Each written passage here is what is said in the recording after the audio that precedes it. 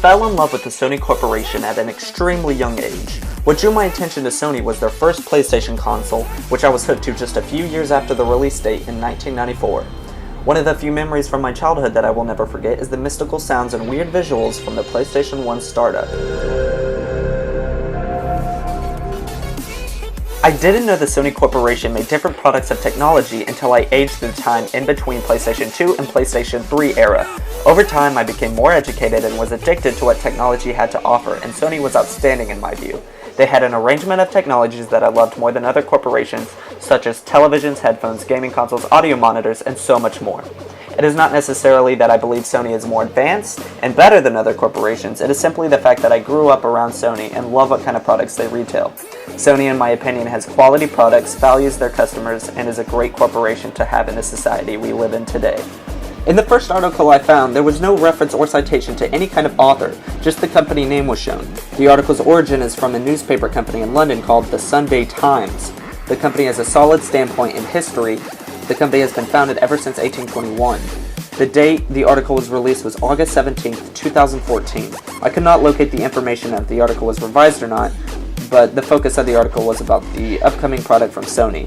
The new product is called PlayStation TV. The article is quite brief, however, it gets the point across and isn't biased.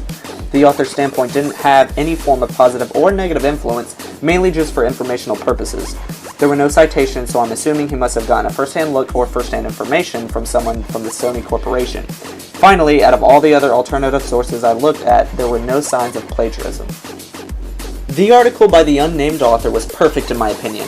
There was no biased viewpoint over the topic, just for informational purposes. The information given checked out to be credible because of all the other alternative sources I looked at seemed to be in order. Overall, the article was short, sweet, and informational. Again, another article found from LexisNexis fails to give me an author's name, but it states the company name. The article is from the company The Sunday Guardian and was released August 16, 2014. There was no information upon revision, and the company doesn't have much of a history. The Sunday Guardian was founded in just 2010, but most of their articles seem to be credible. I couldn't find much information about the company, but overall, I found positive results. The focus of the article is about new headphones and earbuds from Sony. There's a small standpoint from the author and is negative towards one of the headphone models. The author didn't seem like he or she was trying to convince me, but it still gave me a negative feeling toward that model of headphones now. There are no citations or sources to be found. Also, I couldn't find if the article is plagiarized or not, and I checked several other sources because the article seemed bland. The article can be trusted in my opinion because several of his statements were correct. However, the article was bland and seemed dull, which made the article boring. The author doesn't seem to be a professional journalist in the way he or she types. Overall, the information was good, but the article in general was just awful in my opinion. The author is Jeff Baumgartner. He is a technology editor. The article is from an online news source called Multi-Channel News. The article was released on August 15, 2014. The article was about a new product from Sony, and the author is not biased. There are a few citations that were given for showing where he got some of his references he made and to improve his article. The links are still active. Jeff did not copy anyone that he did not show proof of the source he copied from. I chose another article that was about the same product from the two different authors from two separate countries to get more of a perspective.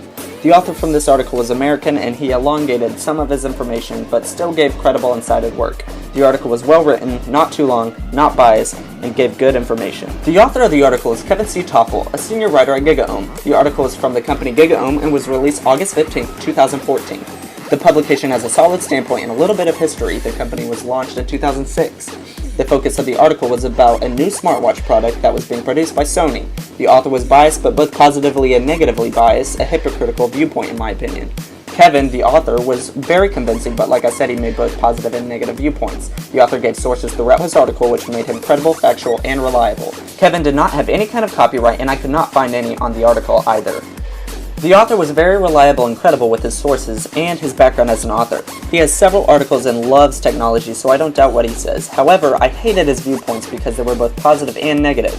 Overall, I enjoyed the article and thought it was exceptionally good. Not the best, but still good.